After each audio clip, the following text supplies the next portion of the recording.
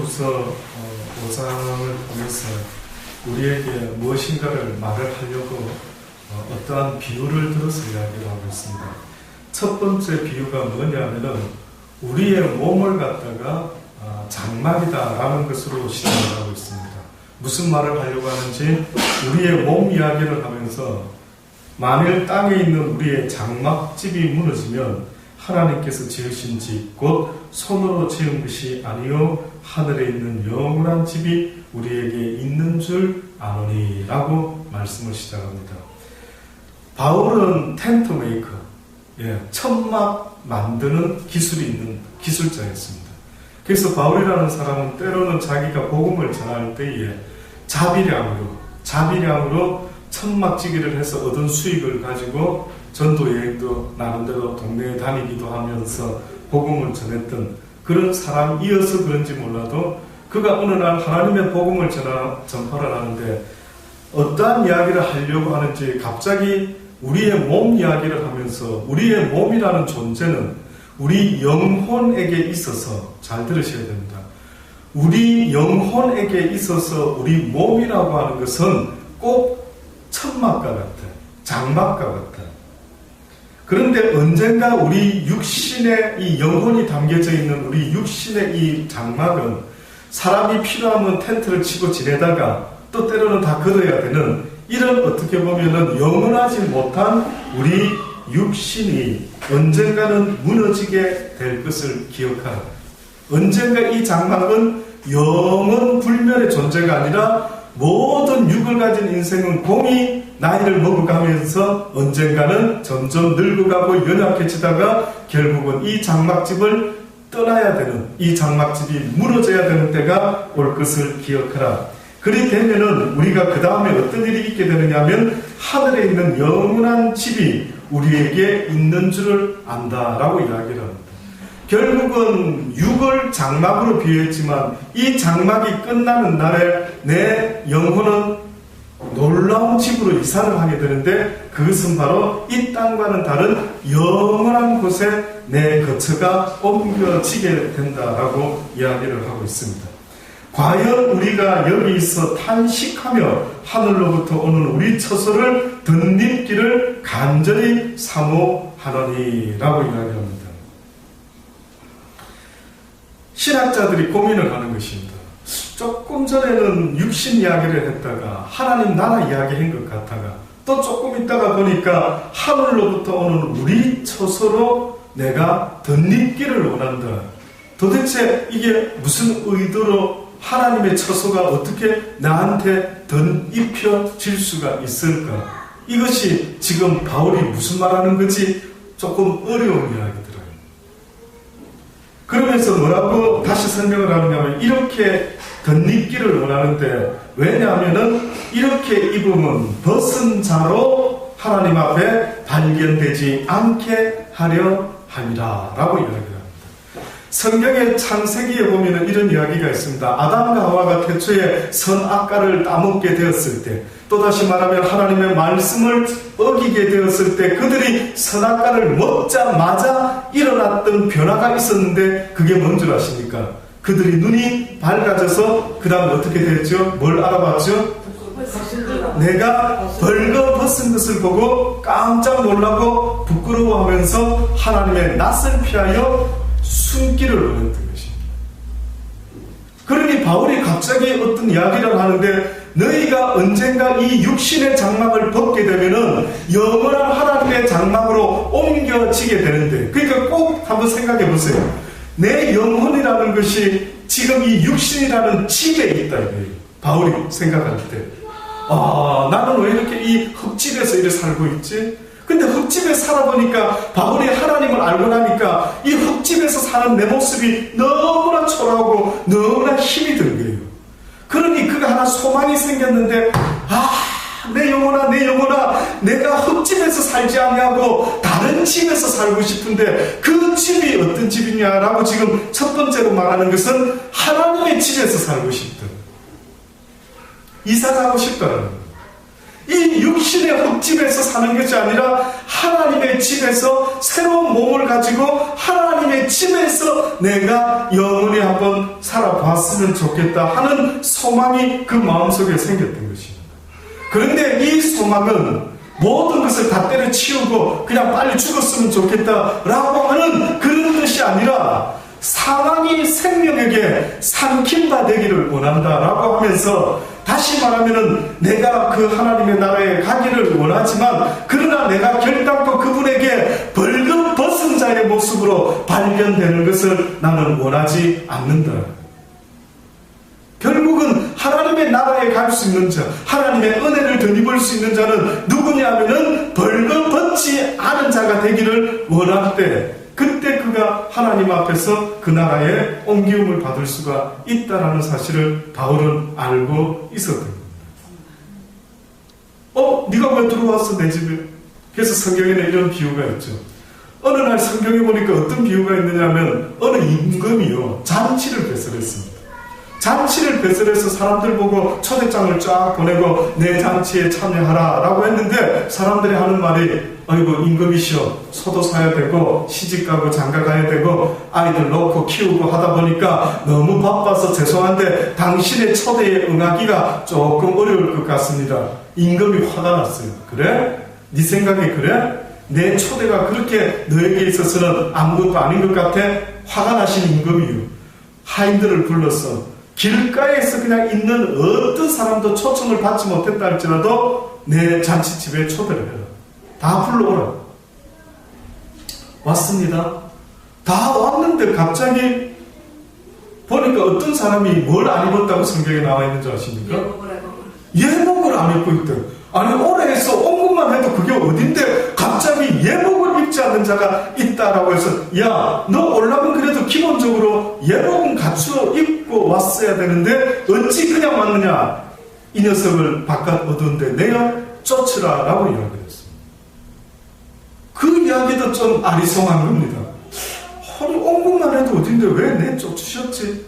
그런데 지금 바울이 무슨 이야기를 하고 있느냐면, 내가 언젠가 하나님 앞에 서게 될 때에 어떤 자로 발견되기를 원치 않는다고요. 벌금 벗은 자로 발견되기를 원치 않는다. 그러면 뭔가 옷을 입고 있어야 되는데, 그 옷이라는 것은 창세기의 아담과 하와에게서는 무슨 옷을 입혀놨기 때문에 그들이 죄짓기 전까지는 벌거벗었으나 그러나 그들이 부끄러워하지 아니했더라라고 그렇게 말을 하고 있습니다. 그럼 무엇이 있었기 때문에 똑같이 벌거벗고 있었으나 부끄러워하지 않았다라는 것은 무슨 차이가 있었던 것입니까? 그러니까 죄 있기 전에는 하나님의 무엇이 그와 함께 있었던 것입니까? 하나님의 은혜, 은총이라는 것이 있었다. 잘 들으셔야 돼요. 다시 말하면 지금 바울이 말하는 것은 육적인 무슨 흰색 옷이나 까만색 옷인지 뭐 빨간색 어떤 가디언을 입었는지 그런 옷 이야기를 하는 게 아닙니다. 내 영혼의 상태를 지금 이야기하려고 하는데, 아담과 하와가 선악과를 따먹었을 때에는, 따먹기 전에는 벌거벗었으나 부끄러워하지 아니하는 영적 상태가 되었다라는 이야기를 하죠. 다시 말하면 하나님의 은혜와 은총 가운데 있다 보니까 비록 그가 실제로는 육으로는 벌거벗고 있었던 자였지만 결단코 그거와는 상관없이 하나님의 은혜 아래서 하나님의 사랑을 받으면서 하나님과 교통하고 살고 있었더라. 그런데 어느 날 그가 선악과를 딱 따먹고 나더니만 갑자기 그동안 있었던 하나님의 은혜와 은총이 어떻게 됐다고요? 떠나가 버리고 말았다. 그러니까 옷 이야기만 나오면 여러분 앞으로 기억하십시오. 이것은 무슨 옷을 말하느냐 하면 하나님의 은혜의 옷입니다. 또다시 말하면 하나님께 죄사함을 입은 구속의 은총을 입은 자를 성경은 옷으로 이야기를 하고 있습니다. 그래서 어느 순간에 같은 사람인데도 하나님의 이 은혜를 알게 된 사람과 은혜를 아직도 덧입지 못한 사람의 차이가 있다면 늘 양심이 끓이기는, 늘 그 사람은 양심이 끓이기는. 세상에서 살면서 이러면 안 되는데 이러면 안 되는데 하면서 늘 꺼리끼는 죄책감과 양심 속에서 벗어날 길이 없는 겁니다. 성경은 우리에게 뭘 더 조심해라고 하는 줄 아십니까? 죄는 지을 수 있다. 때로는 실수해서 다윗과 같이 죄를 지을 수도 있다. 그런데 하나님이 요구하는 것은 죄를 지었다고 인정이 되면 용서해 주십시오라고 회개하는 자는 용서를 받을 수 있다라고요. 그런데 사단이가 주는 묘한 마음 상태 하나가 있는데 이게 눈으로는 안 보이는데 사람을 미치게 만들어요. 이게 눈으로는 안 보이는데 사람을 완전히 우울증 내지는 사람을 이상한 아주 상태로 몰아가는데 이게 뭐냐면 죄책감이라고 하는 게 있어요. 죄책감. 들어보셨습니까? 어떤 사람이 선뜻 하나님 앞에 가까이 못 가는 이유 중에 한 가지가 죄책감이 그 사람의 발목을 꽉 잡고 있는 이런 경우가 있습니다. 야, 네가 옛날에 했던 짓거리를 아는데 네가 그따위가 뭐 교회 다닌다고 웃기고 있네. 네가 뭐 하나님 믿는 사람이라고 웃긴다. 야, 귀신들도 웃을 일이다. 네 같은 게 이상하게도 과거에 뭔가 하나님 앞에 떳떳지 못한 이런 것들을 하나님은 인정하고 그래 나 부족해 하고 내어놓고 시인하고 고백하면 너희 죄를 기억하지 않을 것이라고 하나님은 분명히 말하는데 사단이라는 놈은 우리에게 계속해서 죄책감이라는 발목을 붙잡고 늘어지고 앉아있는 것입니다. 그러다 보니 우리의 모습이 우리 상태가 옷을 벌거벗고 있는 자의 모습과 아직도 똑같아요. 내가 벌거벗고 있는지 목사님 지금 벌거벗고 있지 않는지는 어떻게 알 수 있는데요? 어떻게 알 수 있냐고요? 여러분의 마음속에 그리스도를 믿은 증거가 떳떳함으로 나타나지 못하면 결단코 여러분은 옷을 입은 자의 모습이 아닌 것입니다. 옷을 입은 자의 모습이 아닙니다. 그러니까 어떤 사람은 잘 나가다가도 또 이럽니다. 실수하고 넘어지면 아이고 내 같은 게 그래 교회 나를 봐 집사인 주제인 장로인데 권사인데 그래 목사인데 아이고 내가 왜 이 모양이지. 이 죄책감 속에서요 결국은 하나님 앞에 벌거벗은 채로 쫓겨나고 마는 이런 안타까운 일이 벌어지는 겁니다. 그러니 바울이 지금 말하는 것은 그래 이놈의 덧없는 인생 빨리 그냥 죽어버리고 말았으면 좋겠다. 그래 이놈의 인생 빨리 끝내자. 빨리 하늘나라 갔으면 좋겠다 라는 식의 믿음을 말했던 게 아닌 것입니다. 그는 지금 이 순간에 어떤 변화가 일어나기를 원하는데 뭐라고 말하는 것입니까? 이렇게 입으면 벗은 자로 발견되지 않으려고 하는데 이 장막에 있는 우리가 뭐라고 표현을 하냐면 짐진 것 같이 탄식하는 것은 벗고자 함이 아니요 뭐라고요? 오직 덧입고자 함이니 죽을 것이 무엇에게? 생명에게 삼킨 바 되게 하려 함이라.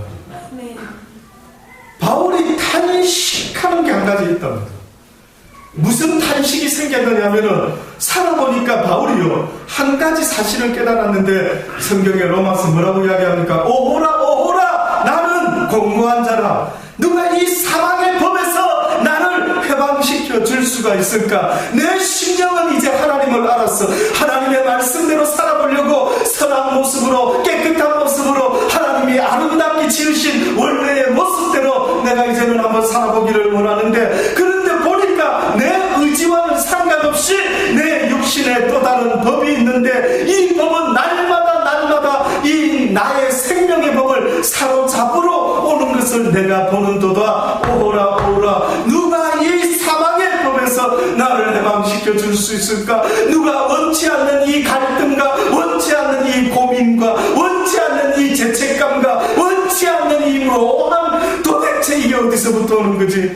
도대체 내 마음은 오늘 자유롭고 싶은데 하루를 살아도 내가 활짝 웃으면서 땡큐 가 하나님 감사합니다 항상 기뻐하며 범사에 감사함으로 하나님께 나가기를 원하는데 이상하게 내 영혼이 어느 순간부터 누구 힘에 의해서 조정되는지 몰라도 원하는 소원은 내게 간절히 있는데 이것을 이룰 힘이 내게 없는 것을 보고 하루도 건너지 않고 날마다 이 육신의 사망의 법이 나를 죽음으로 끌고 가기에 합당한 생각만을 계속 잡아놓고 있을 때 이 생각을 멈추고 싶은데 멈출 길이 없는. 그래서 바울이 지금 무엇을 생각하느냐면 이것을 빨리 떠났으면 좋겠다라는 것이 아니라 이 사망의 생각이 무엇에게? 생명의 법, 예수 그리스도의 법, 진리의 말씀이 제발 나를 주관해 주십시오라는 이 간절함이 있는 거예요. 저는 지금도 저의 10대 때가 기억납니다. 10대 때. 제가 티네이저 때에 조금 지금 생각하면 내가 어떻게 그때 그런 생각을 다 했지 참 조숙했다. 그게 뭐였느냐면 제가 언젠가 고백했죠. 왜 하나님이 그랬는지 모르지만 중학교, 고등학교 때 교과서 공부를 열심히 할 생각을 안 하고 도서관에 있는 막 책이라는 책을 닥치는 대로 읽었습니다. 그러면서 저 딴에는요, 사춘기 때 인생이 뭐지? 내가 계속 살아야 될 이유가 뭐지? 이걸 뭘 알고 살아야지 모르고 살면 되는 건가? 막 그 답을 성경보다는 그 당시 때 하나님이 허락하셔서 그런지 도서관에 있는 책을 부지런히 읽고 또 읽어봤더랬습니다.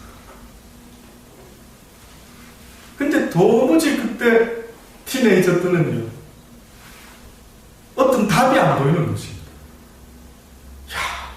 좀 내 마음에 아주 속이 시원한 어떤 답이 없을까? 그 답을 또 찾고 또 찾아보는데 안 되는 것입니다. 그래서 어느 날 17살 때 그 하나님을 찾기로 결정을 했죠. 하나님, 정말로 당신이 살아계신 하나님 맞으십니까? 그러면 내가 하나님을 믿을 수 있던 그 믿음이라는 것을 나에게 허락해 주십시오.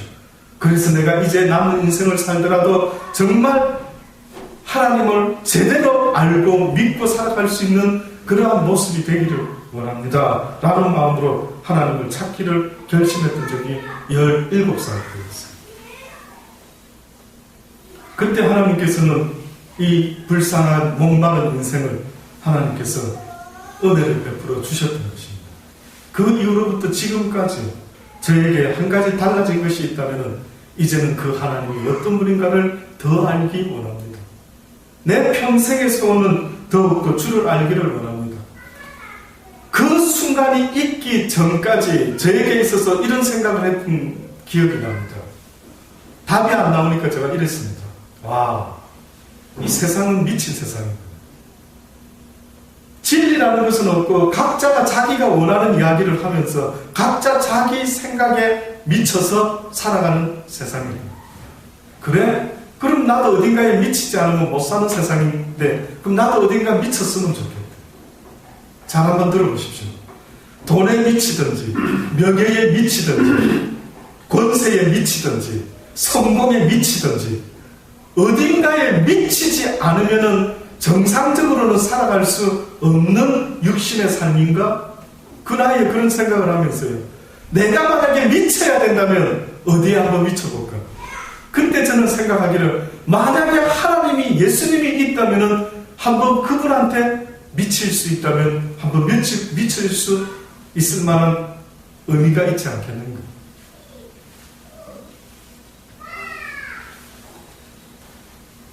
결국은 바울이 이야기하는 어떤 이 생명의 삼킨 바 되기를 원한다라고 하는 것은 기왕이면은 그 하나님의 진리의 말씀이 완전 공산주의 사상이 들은 사람이 빨갱이가 되어가지고 부모 형제도 잡아 죽일 수 있는 그 놀라운 사상의 종로로 됐던 것처럼 내 사상도 어떻게 보면 생명의 사상의 종이 되어봤으면 좋겠다. 크게 한번 사로잡혀봤으면 좋겠다. 저는 여러분이 기왕 미쳐야 되는 세상, 어딘가에 다 미쳐서 살아가고 있는 세상이라 한다면 저는 여러분이 예수 그리스도 진리 사랑에 미치는 사람들이 되기를 주의 이름으로 권면합니다. 아멘. 어차피 한 가지에는 미쳐야 된다면요, 그러지 않고서는 살 수 없는 육신의 삶이라 한다면 예수 그리스도에게 미치기를 원해야 된다는 거죠. 저는 바울의 이 마음이 그 마음 아니겠습니까? 제발 나의 육신의 생명이 하나님의 영원한 생명 아래 사로잡히기를 원한다. 이것을 우리에게 이루게 하시고 또한 보증으로 성령을 우리에게 주신 이는 누구라고요? 하나님. 그래서 바울이 그 고백했죠. 오라 오라 이제는 내가 감사하노라 감사하노라 내가 하나님께 감사한다.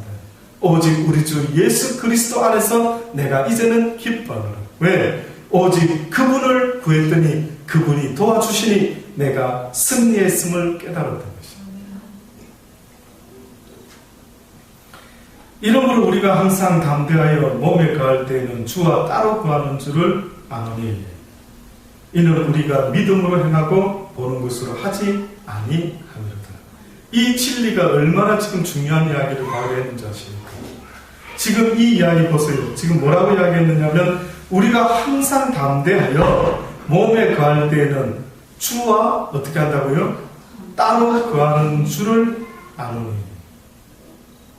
원래는 주와 함께 거한다라고 이야기하지 않습니까? 근데 왜 지금 바울이 주와 따로 거한다고?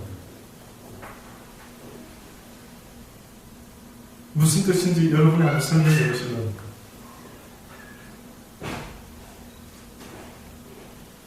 지금 바울이 우리가 항상 담대한 마음으로 살아가는데 그 이유는 우리 몸에 가할 때 우리가 주와 함께하고 있지 못하기 때문에 우리는 담대한 마음을 가지고 살아야만 되는데 그 의미는 우리가 담대한 믿음을 가지고 사는 자가 되어야 된다. 믿음을 가지고 살아야 된다. 하나님과 우리가 하나 된다라고 할 때 많은 사람들이 착각을 하고 있습니다. 하나님의 영과 내가 하나 될 수는 육을 갖고 있는 한 거의 불가능합니다. 거의가 아니라 이거는 불가능합니다. 왜냐하면 영원한 존재가 이 유한한 질그릇에 들어올 수가 있을까요? 없을까요? 불가능합니다. 그런데 성경에 보니 뭐라고 말했느냐면 내 말이 너희 안에 거하고 너희가 내 안에 거하면 어떻게 해요? 무엇이든지 구하라. 그것을 곧 네가 믿음 있는 자의 모습으로 나와 하나가 될 것이다. 주님과 하나 된다라고 하는 의미는 무슨 영끼리 하나로 있을 수 있다 이 뜻을 말한 것이 아니라 하나님의 말씀을 가진 믿음의 사람이 되어라. 그래서 네가 내 안에 거한다는 것은 내가 너한테 가르쳐준 이 진리의 말씀을 네가 듣고 행하게 될 때 네가 내 안에 거하는 자가 된다. 그 이야기를 하는 것입니다. 말씀을 가진 자 그리고 그 말씀에 순종하며 살아가는 자와는 내가 함께 하나가 되어 그와 동행할 수가 있단다. 이 땅에서는 너희의 육신이 있기 때문에 너희가 온전할 수가 없단다라고 그렇게 성경이 말씀하고 있는 것입니다. 육이 있기 때문에 온전할 수가 없다는 것입니다. 우리가 이제는 거울로 보는 것 같이 희미하나 그때에는 얼굴과 얼굴로 대하여 볼 것이요 이제는 내가 부분적으로 하나 그때에는 주께서 나를 아신 것 같이 내가 온전히 알리라 라고 고린도전서 13장에 바울이 말했던 것은 내가 육이 있기 때문에 아무리 놀랄만한 예언을 하고 아무리 놀랄만한 환상을 보고 아무리 놀랄만한 비전을 봤다 할지라도 그것은 온전한 것이 아니라는 겁니다. 지극히 부분적인 것밖에 되지 않는다. 온전하기를 원하느냐? 그러면 무엇을 가슴에 품어야 되는 줄 아십니까? 주의 말씀을 품으라고. 이것이 왜 와닿지 않는지. 왜 이 중요한 이야기를 성경은 바울을 통해서 몇 차례나 이야기를 하고 있는데 왜 사람들은 말씀을 가슴에 품을 생각은 안 하고 꿈을 꿀 생각만 하고 예언할 생각만 하고 방언할 생각만 하고 뭔가 티가 나서 사람들이 나를 알아주기를 원하는 그런 것들은 엄청나게 사모하지만 막상 하나님의 말씀을 가슴에 품은 자 곧 그 뜻대로 행하는 자의 그 모습은 결단코 요란한 것이 아닙니다. 하나님의 미랄이 되어 사랑의 희생제물이 되어 나는 죽고 너는 살기를 원한다라고 하는 바울의 고백과 같이 그 말씀을 가슴에 품은 자의 모습은 결단코 편하고 누가 알아주는 자의 모습이 아닙니다. 그냥 조용히 있다 초가 녹아서 다 그 목숨을 다한 그날까지 한 장의 촛불이 불을 밝히다가 어떻게 되는 겁니까? 점점 녹았어. 언젠가는 사라지죠. 소금도 어떤 음식 속에 들어가더니만 갑자기 자기의 모습은 없어지고 그 음식의 맛을 살리면서 사람들은 어우 소금 맛 좋네 그렇게 말하지를 않아요.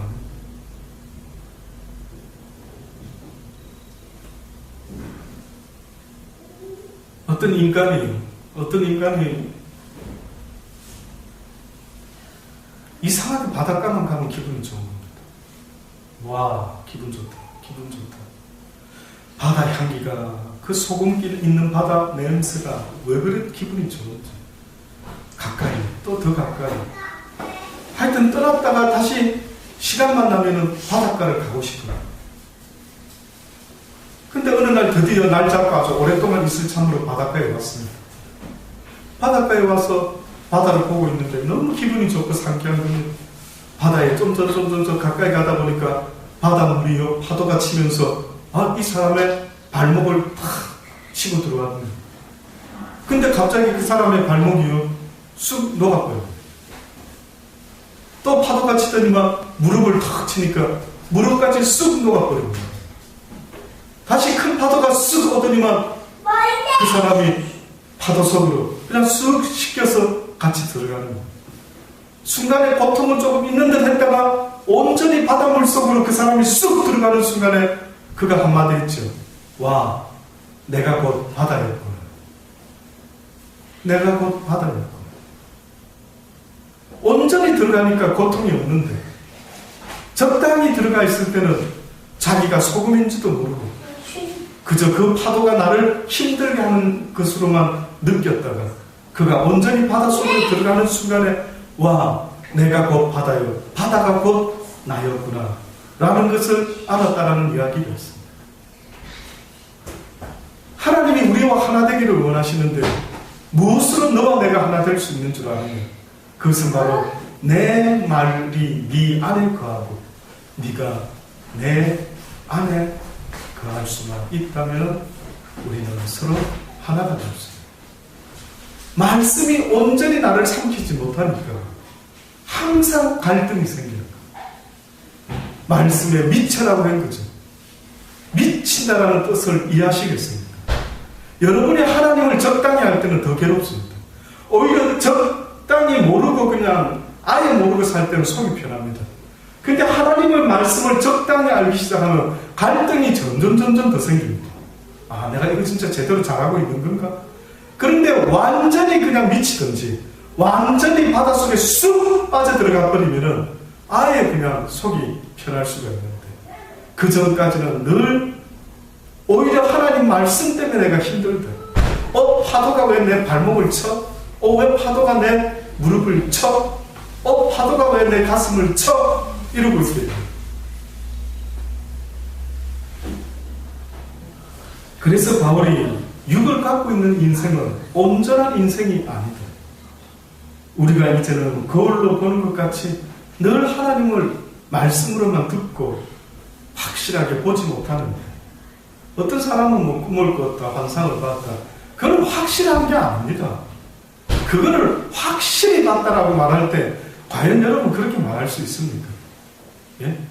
육이 아직도 살아있는 한 과연 하나님을 물론 예외도 있을 수 있지만 확실히 보았다라고 말하는 것은 상당히 어려운 이야기가 되는 겁니다.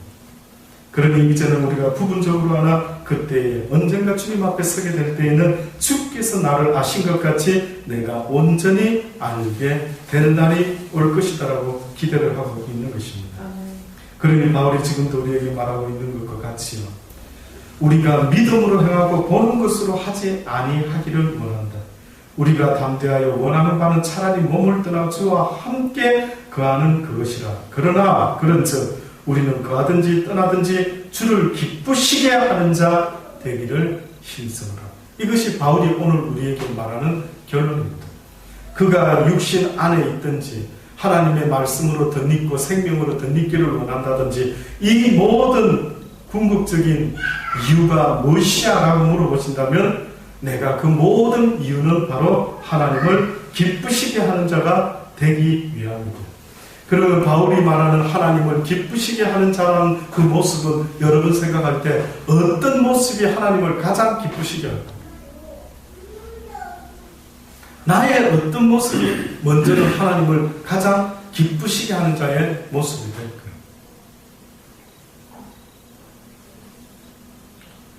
결국은 첫째는요, 하나님의 말씀에 순종하면서 사는 자 되기를 원하는 것입니다. 바울이 간절히 원했던 것은 내가 전하는 이 주의 진리의 말씀을 어떻게 하는 자 되기를 원한다. 순종하는 자 되기를 원한다.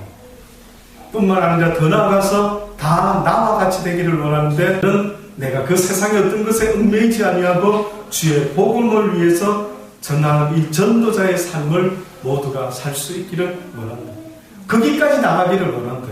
다시 말하면 나는 죄인으로서이다 깨닫고 이제는 주의 말씀대로 살아야 되겠다라는 것을 이제 확신하고 그 말씀에 목숨을 걸고 주의 일을 하듯 하며 살아가는 그 모습 뿐만 아니라 더 나아가서 이제는 주를 증거하는 자의 모습까지 그런 나가기를 원하는 것입니다. 이럴 때에 우리는 언젠가 반드시 그리스도의 심판대 앞에 드러나 각각 선악간에 그 몸으로 행한 것을 따라 받으려 합니다. 언젠가 하나님의 심판대 앞에 서서 결국 우리가 그분 앞에서 심판을 받게 되는데 고린도전서 3장 10절로 말씀해 보면은 내게 주신 하나님의 은혜를 따라 내가 지혜로운 건축자와 같이 틀을 닦아둠에 다르니까 그 위에 세우나 그러나 각각 어떻게 그 위에 세우기를 조심할지라. 잘 들어보십시오. 이 닦아둔 것 외에 능히 다른 틀을 닦아둘 자가 없으니 이 터는 곧 예수 그리스도라. 다시 말하면 너희가 이 세상을 살아갈 때가 모든 세상의 노하우가 있고 세상을 살아갈 때 처세술도 있고 여러 가지 있을 수 있는데 이 모든 세상의 너희 행위의 모든 의미와 이유가 되는 그 근본적인 반석은 무엇이 되어야 된다? 예수 그리스도. 또 다시 말하면 예수 그리스도의 말씀이 곧 너희들이 행하는 모든 삶의 기초가 되어야 된다라고 말을 하는 것입니다. 돈 버는 것도 좋고 장사하는 것도 좋고 직장인이 되는 것도 좋고 뭐가 돼도 좋은데 그 모든 행위의 근본되는 의미는 예수 그리스도의 터가 되어야 된다. 이것을 바울이 내가 이 터를 닦아놨다라고 지금 설명을 하면서 능히 다른 터를 닦아둘 자가 없으니 이 터는 곧 예수 그리스도라. 만일 누구든지, 자 이제부터 말씀하고 있습니다. 금이나 은이나 보석이나 나무나 풀이나 짚으로 이 터 위에 세우면, 터는 예수 그리스도인데 이 터 위에다가 뭔가 자재를 동원해가지고 건축물을 짓는데 어떤 사람은 무슨 건축물을 뭘 재료를 가지고 뒀나 보니까 뭐라고 이야기합니까? 그 건축물이 무슨 재료였다고요? 예, 금이나 은으로도 짓고 보석으로 지었고 나무나 풀이나 짚으로 이 터 위에 세우게 될 수가 있다. 물론 세상적인 금, 은도 될 수 있는데 여기서 바울이 말하는 금, 은이라는 것은 또 다른 의미에서는 성경이 말하는 금은 뭡니까? 금보다 귀하다는 게 뭐라고 말합니까? 말씀이죠. 말씀. 그러니 어떤 사람은 하나님의 말씀의 구체적인 말씀을 실행함으로써 이 터 위에다가 내 인생의 집을 짓는 겁니다. 다시 말하면 크리스찬의 집을 지어가는 크리스찬의 집을 사랑, 화평, 온유, 기둥, 오리가 자면 심리 가지고 용서해주고 이런 재료들을 가지고 내 인생이 그렇게 살아가고 있는 겁니다. 근데 어떤 사람은 나무나 풀이나 짚으로 집을 지어놨더라고요.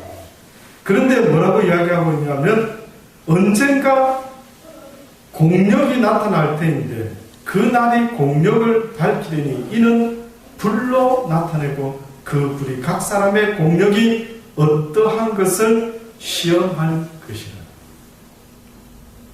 마지막 때도 될 수 있지만 언젠가 네 인생이 끝나는 그날에 한 번은 네 공력을 시험하게 될 것이다.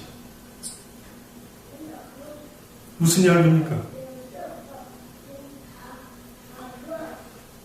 이스라엘 백성들이 가나안 땅에 가기 위해서 출애굽을 했죠.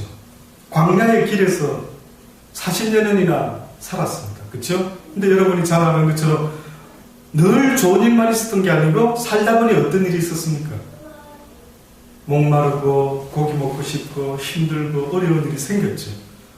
그때 성경에 보면 하나님이 그들의 마음을 낮추기를 원했는데 그들의 마음이 낮아지지 아니하고, 다시 말하면 힘들고 어려운 일이 있을 때마다 그들이 하나님을 바라보고 더욱더 하나님께 나아가기를 애쓰고 몸부림치는 그런 모습으로 나타나기를 원했는데 그 마음이 낮아지지 아니하고 높은 마음을 가지더니만 불평과 불만으로 날마다 힘들 때마다 왜 우리를 애국에서 빼내가지고 이 고생을 시키십니까? 하고 하나님께 계속해서 낮은 마음이야 높은 마음. 그때 성경이 뭐랍니까? 내가 그들의 마음을 낮추고 또 낮춰보려고 애를 썼는데 그때마다 그들이 마음이 낮아지지 않고 도리어 어떻게 했다고요? 믿음 없는 자의 모습으로 하나님께 불평하며 원망을 했더라고요. 그러면 그들이 평상시 때 좀 풍성할 때는 그들의 믿음이 제대로 된 집을 지어놓고 있었던가 어떤가 알 길이 없지요. 근데 어느 때에 확인이 된다는 거예요. 또 성경에는 하도 못 알아들으니까 어떤 비유까지 들었는 줄 아십니까? 어떤 이는 그리스도의 반석 위에다가 집을 지은 자가 있고 어떤 이는 뭐 위에다가? 모래 위에다가 집. 모래.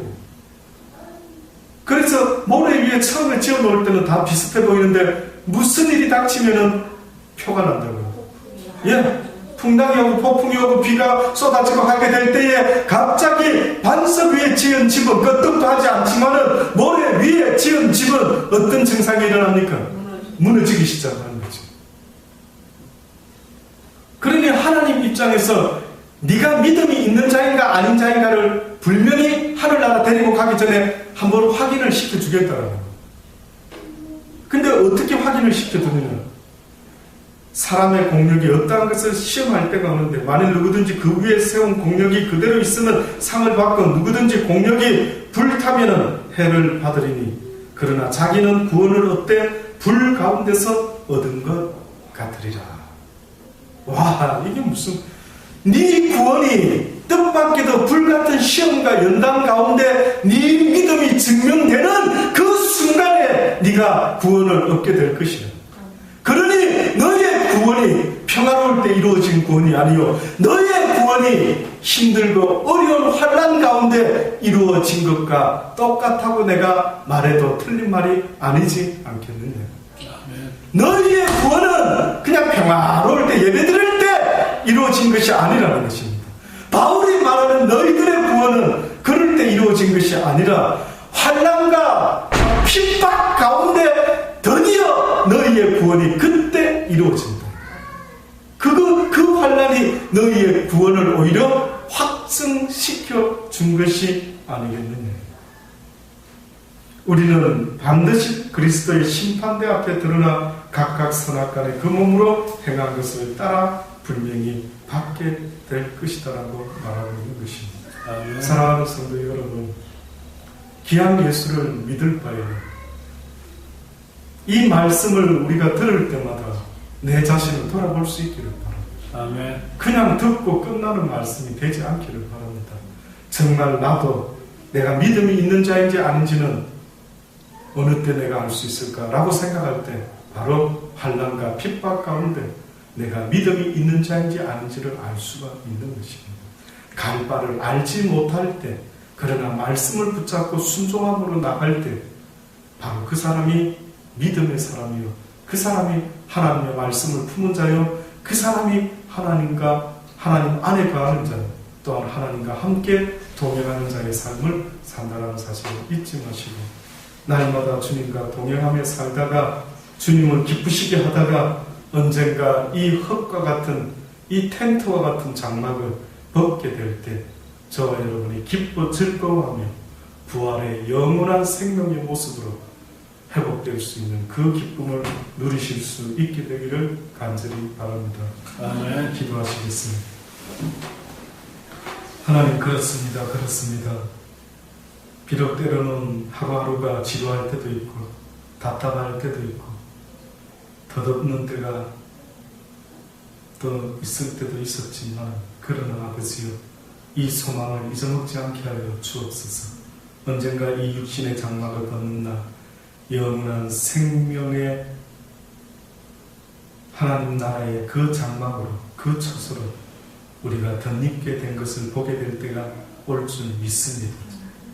날마다 날마다 그 생명의 말씀에 사로잡혀 아버지여 살아갈 수 있는 우리의 인생이 되게 하여 주옵소서.